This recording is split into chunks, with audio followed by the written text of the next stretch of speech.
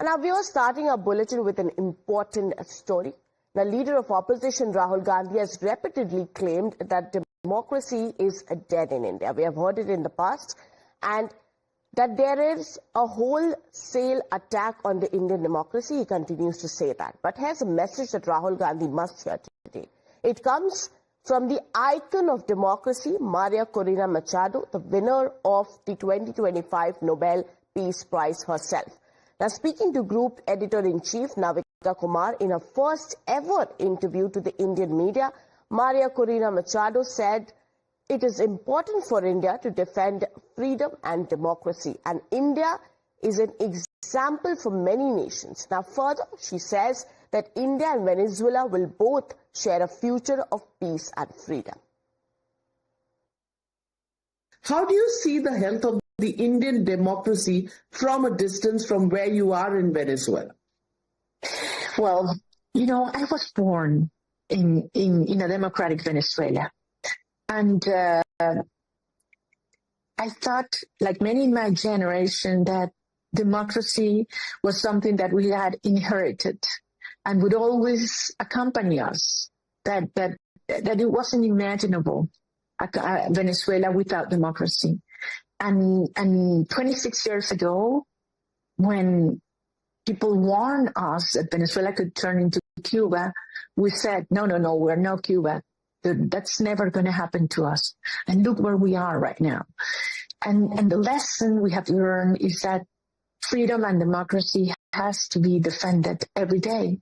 Certainly, there are failures in democracy that ought to be always improved.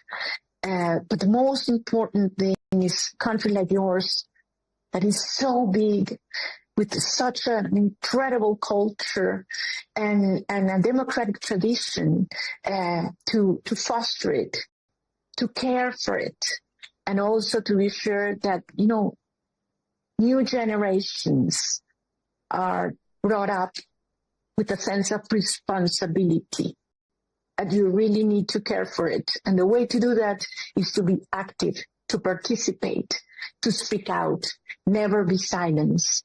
And that's, you know, that's a tough lesson that we learn in Venezuela. And now we're more humble, but also I think we're very well prepared to set the pillars of this new country that is, and its rebirth that it's taking place as we speak. Do you follow Indian politics? Do you follow Prime Minister Narendra Modi while you've been, in hiding? Have you looked at this part of the world, and what do you think about it?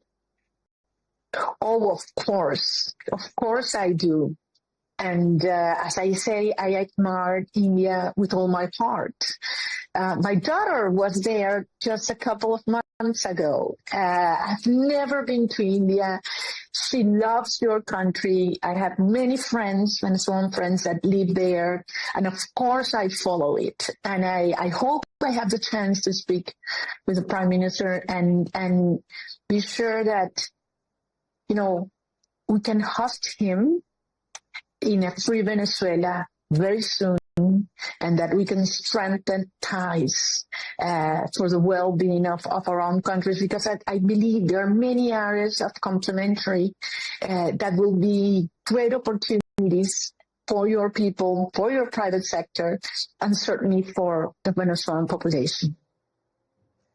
And viewers, here's why we are saying this statement must be heard by Rahul Gandhi. Now, after all, Rahul Gandhi is the same leader who on multiple occasions has said Indian democracy is under attack. And there is now a fight to protect the country from the assault on the democracy. Now, let's remind you how Rahul Gandhi just recently spoke about the threat to the Indian democracy back in October 2025. Listen in. The single biggest risk is the attack on democracy that is taking place in India. And different traditions, different religions, different ideas require space. And that the best method for creating that space is the democratic system. And currently there is a wholesale attack on the democratic system in India. Allow allowing these different traditions to thrive, giving them space to express themselves is very important for a country like India. We can't do what China does, which is suppress people and run an authoritarian system. In India, we have huge amounts of corruption now at very, very centralized level. 3 or 4 businesses basically taking over the whole economy, having a direct relationship with the Prime Minister. So it's rampant in India. I don't think India sees itself as taking leadership in the world. I don't think that's not our model. We understand that we are a big country, a large country, and we have a weight. And of course, we want prosperity for our people. We want our people to succeed. We want our people to work. But I don't think we see ourselves as leading the world. Now, I have my colleague Isha joining us live on the broadcast. Isha, you just heard Rahul Gandhi. Now, the winner of Nobel Peace Prize hailing India's democracy, saying that India's democracy is an example for the world. But we have seen time and again the India alliance, especially Rahul Gandhi, attacking the very democracy of our country. Isn't this the biggest proof for him?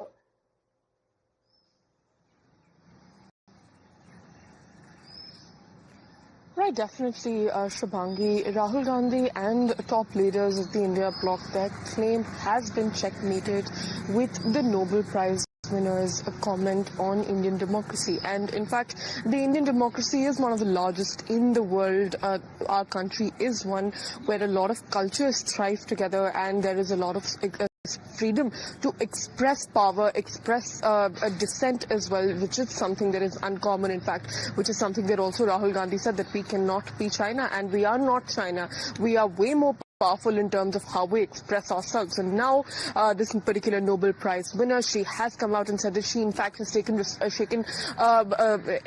she has been looking at India as a beacon of inspiration, and she wants to implement that in her country. And considering Rahul Gandhi, the Congress party and other India bloc leaders have been echoing the same sentiment over and over again, that they have been stating that the democracy has been in threat, and they've been citing the SIR in Bihar, the vote chori allegations. So their allegations have been coming in, but Nobel Prize winner coming in stating that she's taking an inspiration from Indian democracy definitely puts the India bloc in a state of introspection for sure, because this is somebody who's not even from the country and is singing praises. So definitely something to introspect as of now.